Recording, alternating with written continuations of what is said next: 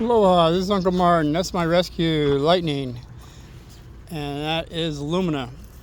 And these are both my rescues. And that's not what I'm talking about today. What I'm talking about is bed sores. Anybody knows about bed sores? There's one to four as far as the depth of them. Four is pretty horrendous, and if you catch it early, even if you catch it late, you can still, that's my point. I believe it can be ratified. Now, I had a girlfriend that I was going to marry. She was a nurse, Marcia. And one day we had an issue over why I was not vacuuming the floor. And I said, well, you know, Marcia, I'm a driver for Beacons Moving Company, which, by the way, was at the time the second worst job in the world. Yeah, moving. Who'd want to move themselves, let alone other people? I did it for 5 years. And the first worst job at the time was coal mining. Coal mining was number one, and moving people was number two. This is like 1980. Just give you a synopsis of the time period. So I'm sitting down on the couch. I'm not vacuuming. It's my turn to vacuum. And by the way, everybody that's going with somebody, you should take your chores and don't leave it all on one person. And I was happy to do it, but I was watching an important movie, and I was going to rest because I delivered an 8-room local, which is 40,000 pounds. So I took it out of the house with Dow. We put it into a 40-footer, and then I delivered it. And it took about 10, 11 hours. So I was a little, in the middle of July, I was deciding I was going to take a little break at home before I do the vacuuming. She comes in, says, why am I not vacuuming? And I said, well, it's really simple. I did 80,000 pounds, 40 into the truck, 40 out of the truck. She says, I do more work than you. I said, oh, really? She's 5'2". She's a nurse. And she's claiming that she does more heavy labor than I do. So I said, what are you talking about? She says, I have patients. I'm on the 7th floor and I got to roll them every 2 to 3 hours. Now, I'm not talking about taking their money. I'm talking literally, she's saying they're over 300 pounds. And she's rolling these people over every 2 to 3 hours. She thinks in her mind that adds up to 80,000 pounds. I was not going to argue with her, just for the simple reason you don't argue with women. So I said,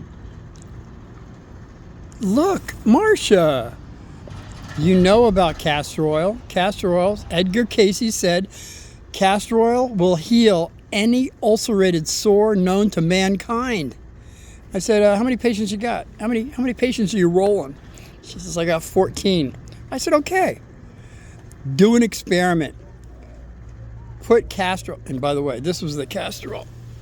Now there's all kinds, but this was the stuff, it could have been Palm Christie. I think they're being made by the same company, Heritage Store or Palm Christie. I believe they're owned by the same, sir. Don't quote me on it. So I said, dear, just do an experiment. We're all alchemists.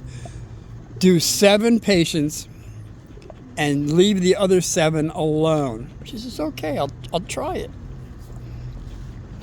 They called her on to the committee of the hospital.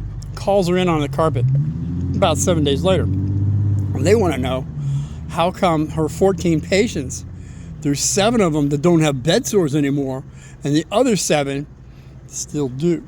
And she says, well, my boyfriend said, and they said, your boyfriend? Just see, the problem with that is she didn't ask the people. She said, hey, do you mind if I experiment on you? Experiment on you? She didn't ask. She just did it. She just rubbed the oil in, which was very soothing, by the way.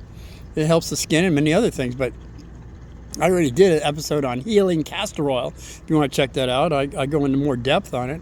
But so the experiment was that 7 were cured of bed sores, and the other 7 weren't. So that's why she was going to be fired. They were going to fire her for the reason of not asking the people or the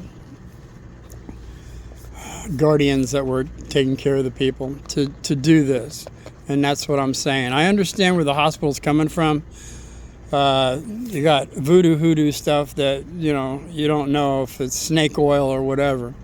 But she wasn't fired because they said she was very perky. She was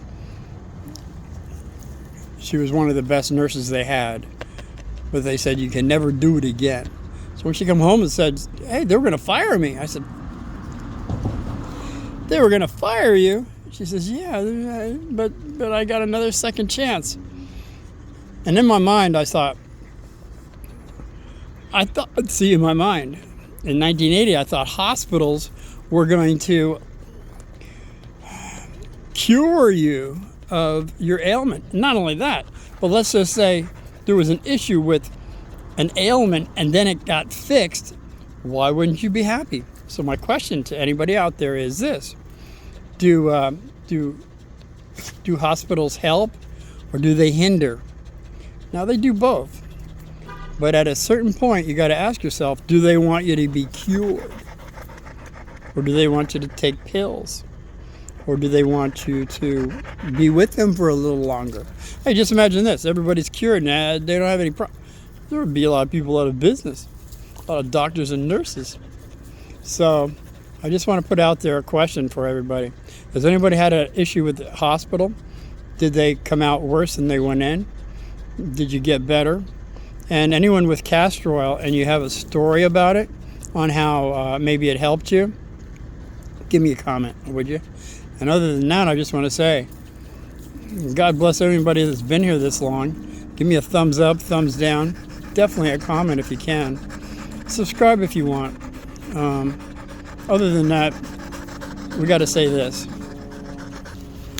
Aloha from my smiley Lumina and my smiley Lightning. Oh, wait a minute. Hey, we got some pigeons saying hi too.